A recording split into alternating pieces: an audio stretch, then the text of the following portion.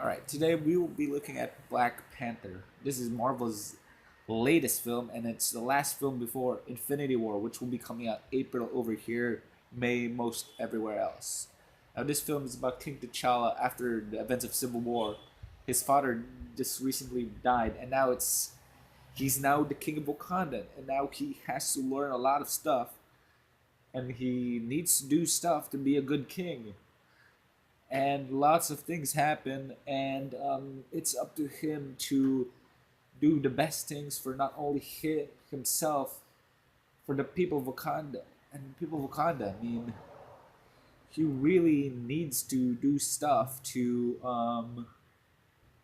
actually benefit Wakanda because, all right, first of all, yes, this is the first big movie with an almost all black cast, but it would be worthless if this movie is not good. And thankfully, this movie is really, really good. Um, the cast is amazing. Chadwick Boseman is a great lead as Black Panther. Michael B. Jordan is really good as the villain, and at times like, wait a minute, I get you, man. I get where you're coming from. Yeah, you know what? Your viewpoint's not bad at all. I mean, like sometimes I bet if he just changed a few things about his character, then he could have easily become a hero. Really. Um, yeah. Also, the rest of the supporting cast were great. Um, was it Letitia Wright who played T'Challa's little sister? She was really good. She had a lot of comedic elements, and I will say, the comedy in this movie was more like the Winter Soldier rather than Ant Man and Guardians of the Galaxy, because people complain and Thor Ragnarok because people complain that some of the Marvel movies have been a bit too comedic, and the comedy does undercut a bit of the dramatic moments, and I can't blame them. But here, the humor felt natural. Yeah, there were a few times where the humor does a bit go too far, but it mostly felt natural. The story was surprisingly political, and sometimes when movies talk politics, it isn't really. It doesn't. It doesn't. It feels forced in some ways, but this movie does it in a way where it felt natural, and it actually fit well for the story they are telling. I mean, like I said, let's go back to the supporting cast. The cast is huge. They even got the guy from Get Out, Daniel Kaluuya, and he was good. I mean, most of the supporting cast actually did something significant. Everyone had at least one standout moment. Some Marvel movies have some people wasted, but here is everyone has at least one shining moment, and that's really good.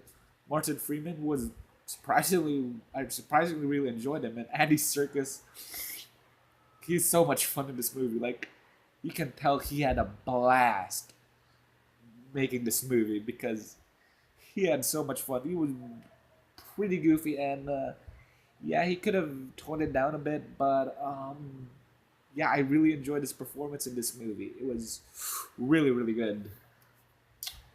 And also, set design was outstanding. It really felt like a different world, like the culture of this movie. They show just beautiful. The soundtrack felt natural. Actually, it was really good.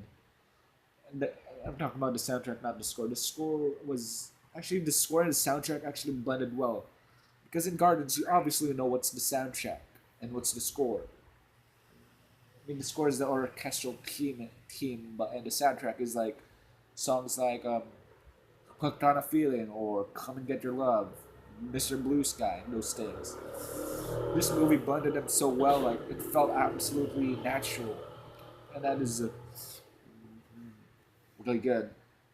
Ryan Coogler, this is his third film. I haven't seen Fruitvale Station. I have seen Creed, and it was really good. And I did see Black Panther.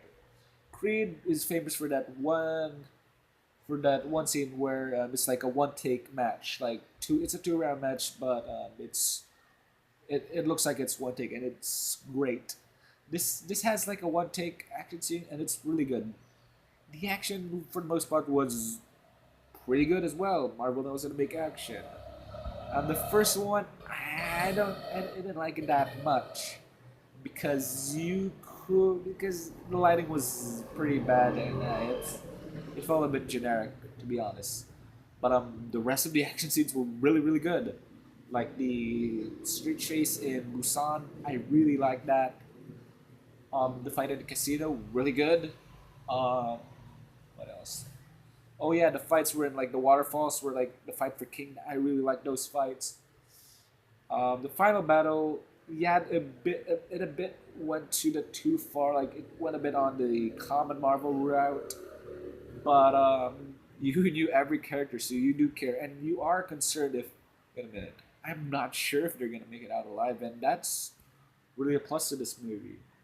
I mean, I obviously knew Black Panther would live, and maybe Okoye since he was in the Infinity War trailer, but the rest of the cast, I'm not sure if they will live or not. Yeah. Anyways, Black Panther is a really good movie. Is a really important movie, and thank God it's really good because if it wasn't, then it's unfortunate. Really, this movie has a really good story, great cast, really good action, and it's just all entertaining all around. I mean, I would definitely recommend seeing this movie, but most of you probably have seen it, and um, yeah, this makes me more excited for Infinity War. And all right, enough. Obviously, there are like two post credit scenes. The first one really makes sense for the end of the movie, and in my mind, it's like actually didn't need to be a post credit scene. It could be very well been the end of the movie. And the second one, it does set up Infinity War quite a bit. So yeah, that's my review for Black Panther. I obviously really liked it, and I hope you like it too.